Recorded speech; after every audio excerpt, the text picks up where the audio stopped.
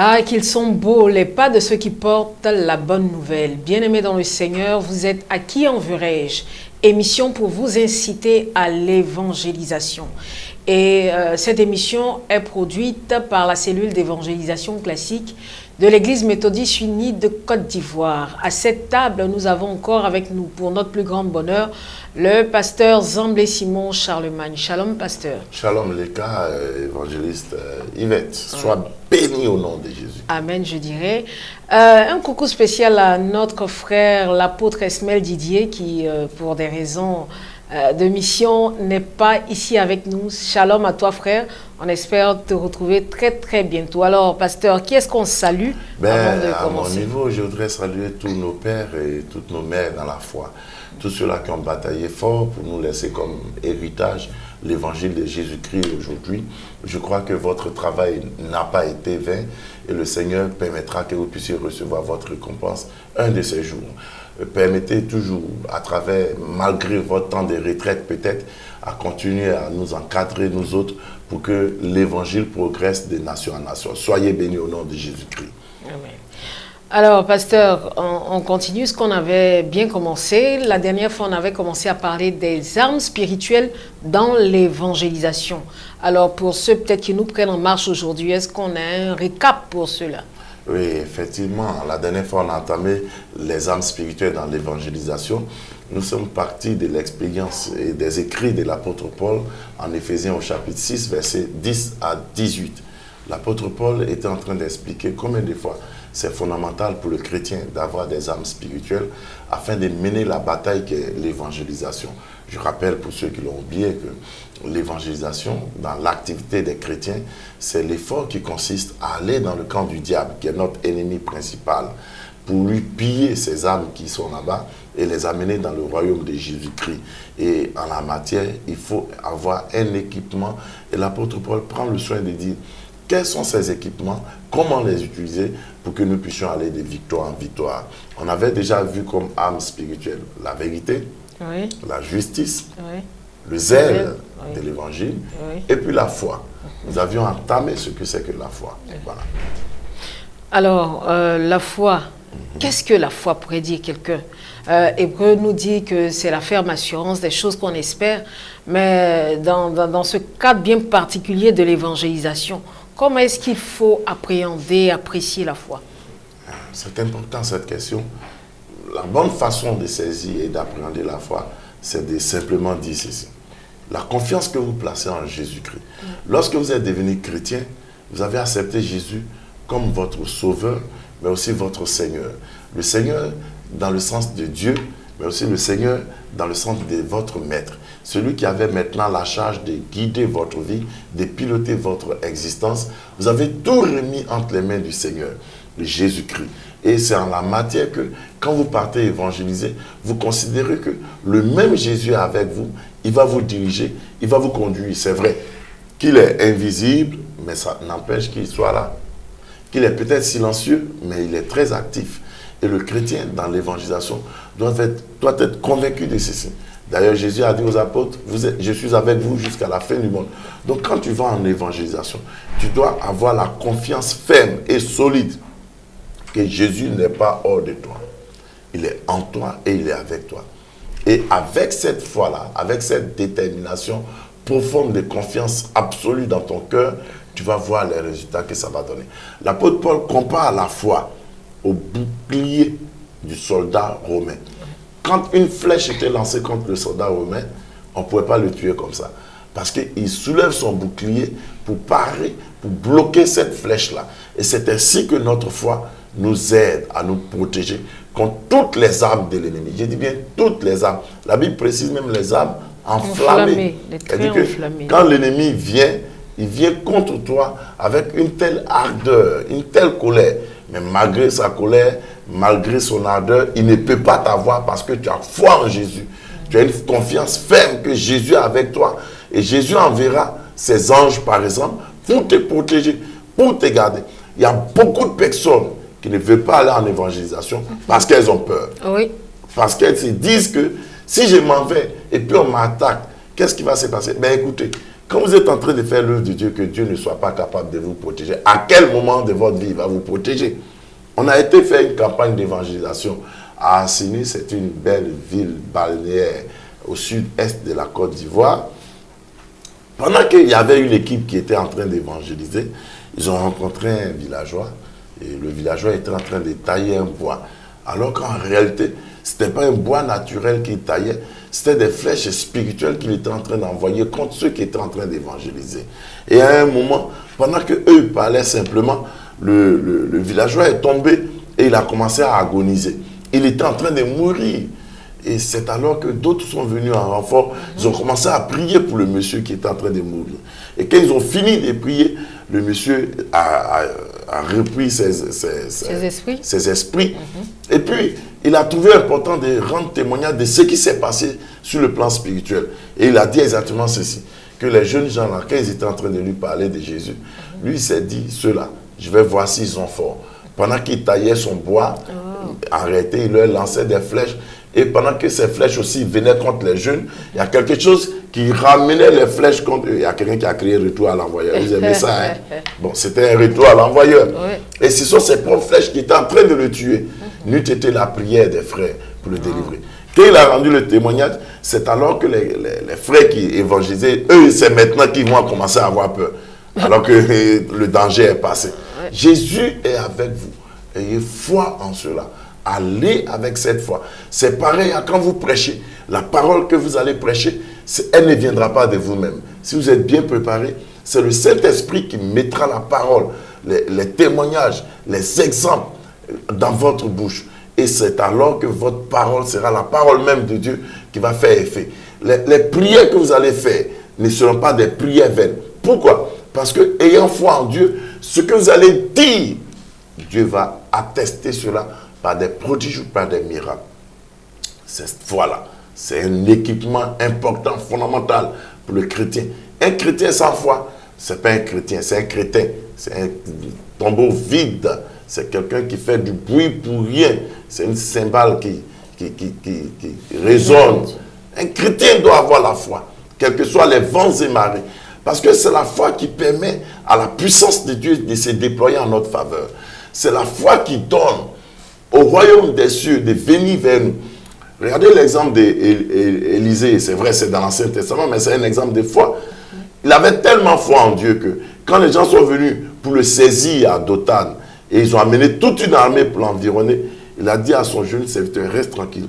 Nous, on est plus nombreux que cette armée que tu vois. Il parlait un langage de foi que les yeux naturels ne voient pas, mais que les yeux de la foi saisissent clairement, mieux que les yeux naturels. Mais après qu'il a prié pour le jeune homme a vu toute une armée d'anges, et une armée d'anges en feu qui était autour d'eux. Et ça a rassuré le jeune homme. Regardez l'exemple de David face à Goliath. David avait la foi. Il avait 5 pierres polies. Mais qu'est-ce que ces pierres face au géant Goliath? Mais la foi lui a permis de renverser Goliath. Ainsi, le chrétien a besoin de foi. C'est un équipement important. Quand tu manques de foi, c'est alors que tu manques d'assurance et ta défaite est garantie. Nous devons avoir la foi. L'arme suivante. L'arme suivante. Prenez aussi le casque du salut. Oui. Oui, le casque du salut. Oui. Le soldat romain, quand il est habillé, il n'oublie pas son casque.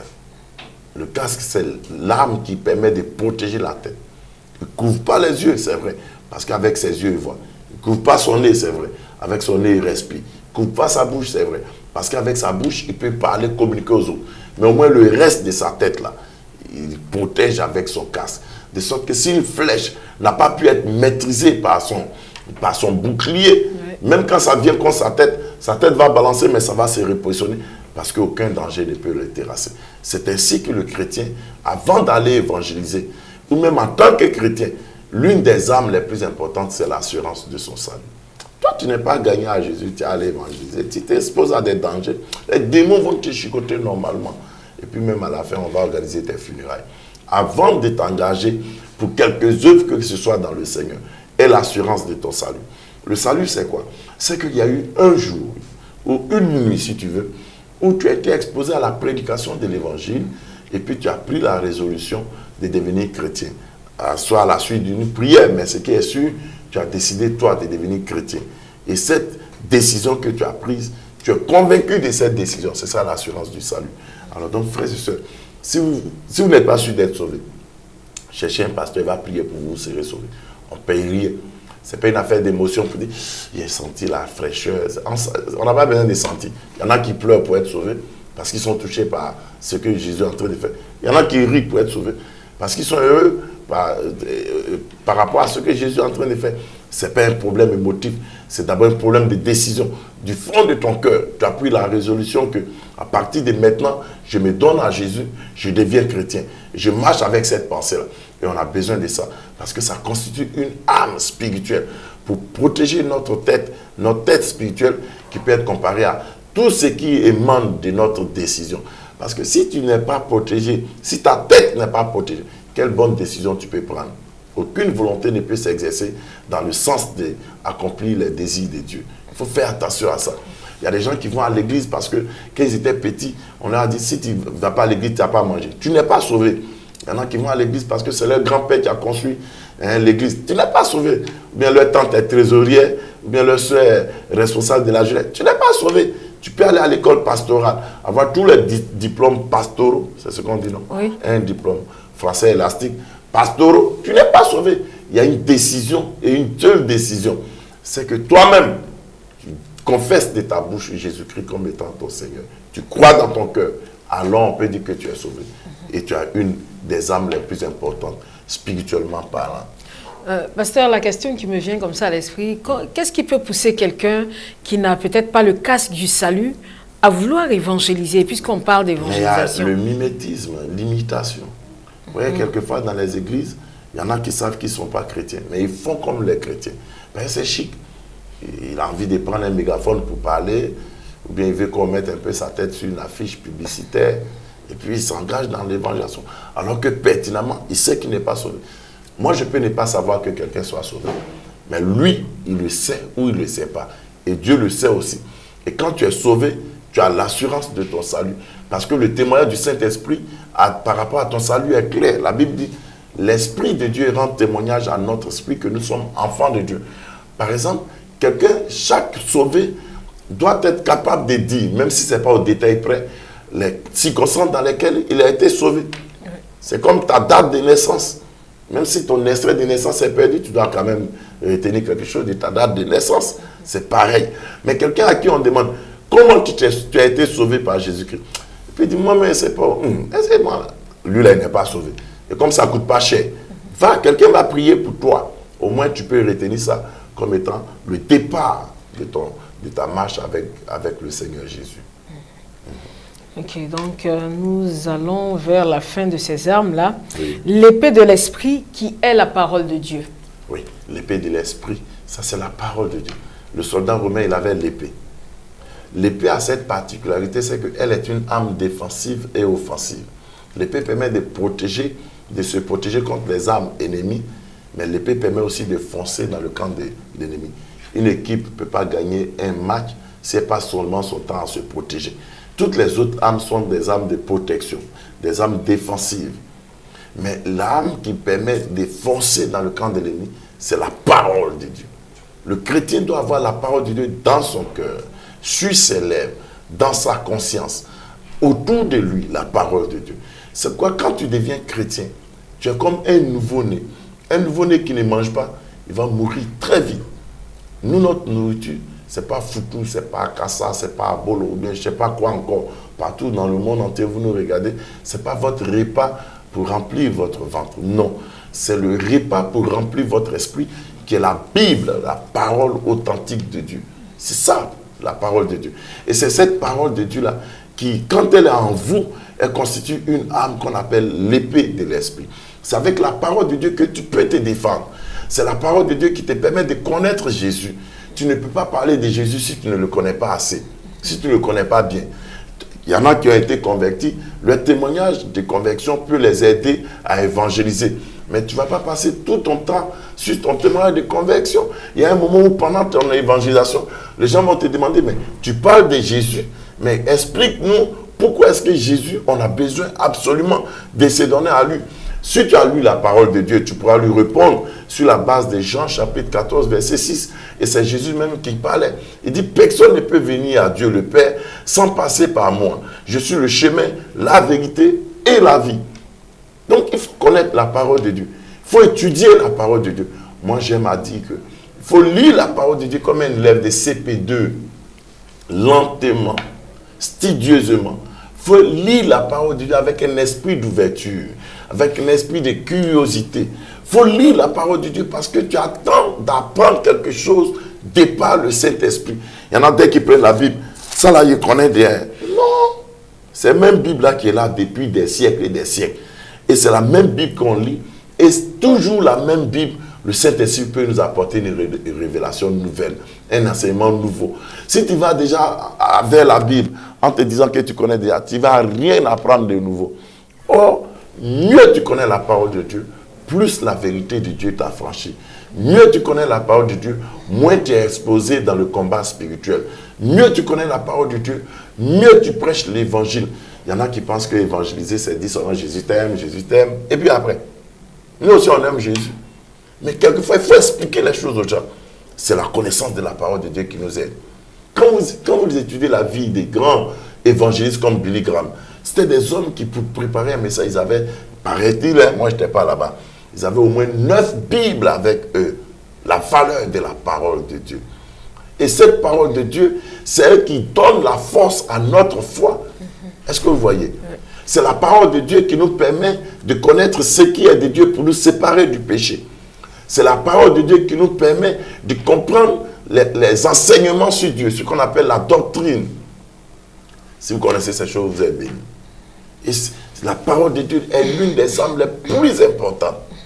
Elle te permet de répondre aux questions qu'on te pose. Et elle te permet aussi d'attaquer le camp de l'ennemi. C'est avec la parole de Dieu prêchée que les cœurs sont touchés. Jésus, en parlant du semeur, il dit la sémence est jetée. La sémence, c'est la parole de Dieu. Et la sémence, quand elle est jetée, quelle que soit la nature du terrain, elle peut toujours produire quelque chose. Même si elle produit que ça ne dure pas. La sémence est importante. La sémence a besoin d'être sélectionnée. C'est la parole de Dieu. On ne peut pas prendre n'importe quelle sémence et puis penser que ça va pousser. Il y a des semences qui ne poussent pas. Est-ce que vous comprenez ça? Alors donc, je vais encourager les frères et les sœurs, les hommes de Dieu. Parce que quelquefois, quand on dure dans le christianisme, la parole de Dieu devient un effet routinier. Il dit ça devient de la routine pour nous, une habitude. Non, non, non, ce n'est pas une affaire d'habitude. Hein. Quand Israël devait entrer dans la terre promise, le principe que Dieu a donné à Josué, il lui a dit, Moïse avait un bâton.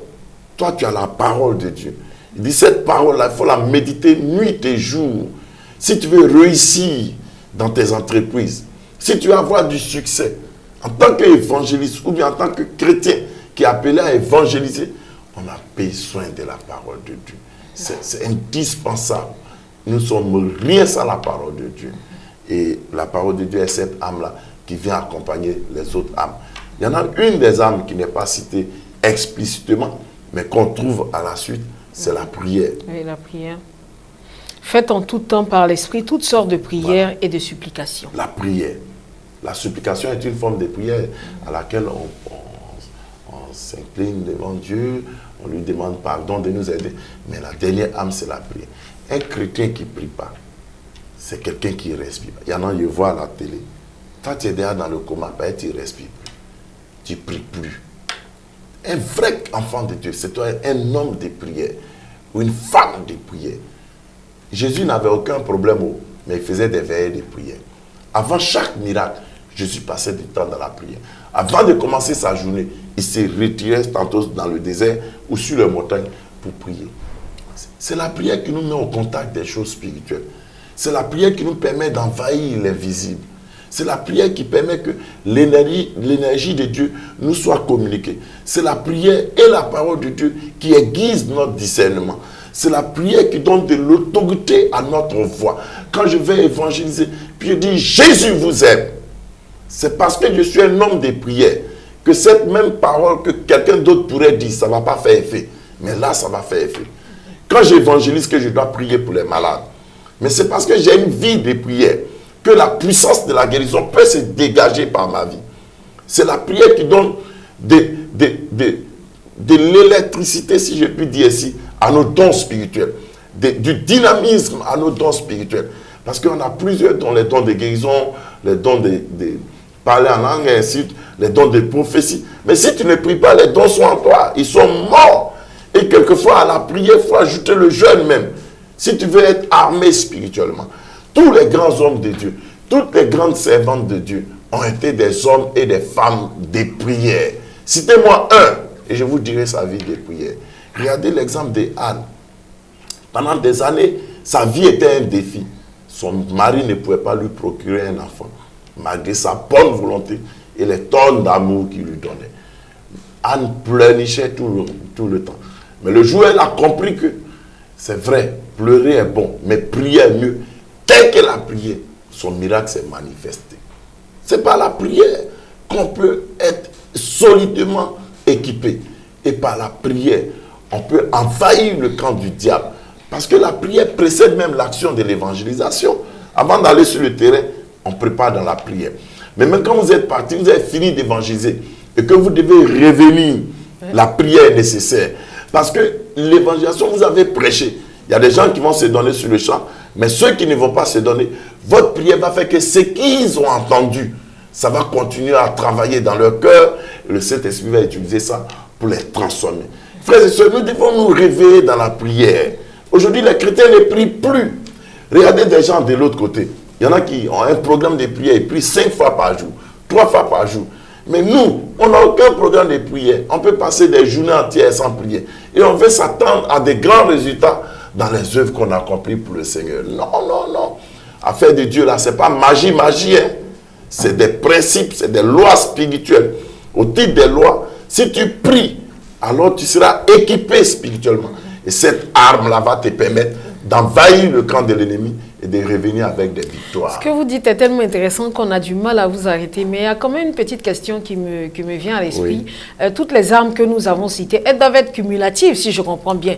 C'est-à-dire que quelqu'un ne peut pas aller sur le terrain et puis il peut avoir toutes les autres armes, par exemple, sauf la prière. Non, c'est un désastre. On doit les avoir toutes.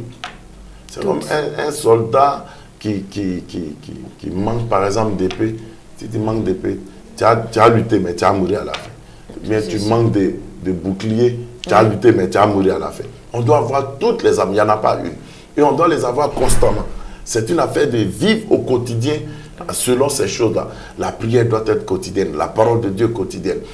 L'assurance du salut, ça doit être un fait quotidien. Quoi encore? La justice, la vérité. Tout ça, là, ça doit être au jour le jour, à chaque moment. Ce n'est pas au moment où tu t'en vas faire combat spirituel que tu as dit, Seigneur, hey, je prends épée. Il y a une soeur qui faisait ça. Dis-moi, je prends épée, je prends temps. Et c'était à 2 h du matin qu'on lui a dit de faire ça. Et puis je lui ai demandé, mais à quel moment tu es sûr que de toute façon tu as sommeil là, que tu as attrapé la bonne partie de l'épée? Si tu as attrapé la lame, ça va te déchirer. Elle dit, ah pasteur, en fait, comment on nous a dit si on veut prier, on n'a qu'à prendre. Non. C'est chaque jour, quand tu médites la parole de Dieu, ton épée est là, elle est aiguisée. Quand tu dois frapper, tu frappes. Donc, frères et sœurs, c'est chaque jour qu'on doit avoir les armes spirituelles. Ce n'est pas de façon circonstancielle. Ce n'est pas de temps à autre. Non. Toute la vie chrétienne. Le chrétien doit être un soldat qui est prêt pour le combat. Dieu nous a armés. Nous devons accepter ces armes et savoir les manier et même les utiliser pour piller le camp de Satan et remplir le camp de Jésus-Christ. Donc, c'est important. C'est important et cela a été bien dit. Nous devons avoir les armes spirituelles au jour le jour.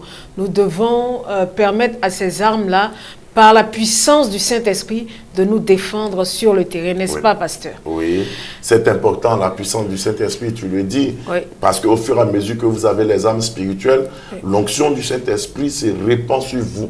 Jésus a dit tantôt, l'Esprit du Seigneur est sur moi, il m'a donné l'onction pour tant. Alors donc, avec la prière, avec la parole de Dieu, tout doit être chapeauté par le Saint-Esprit.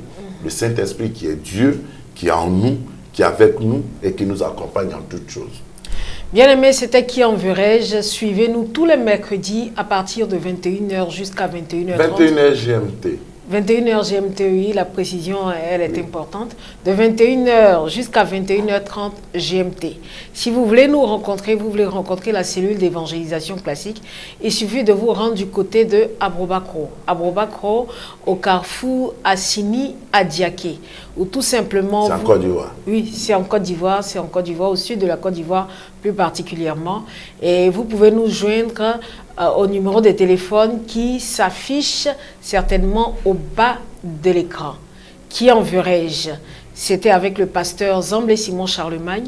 Nous nous retrouvons pour la prochaine fois par la grâce du Seigneur.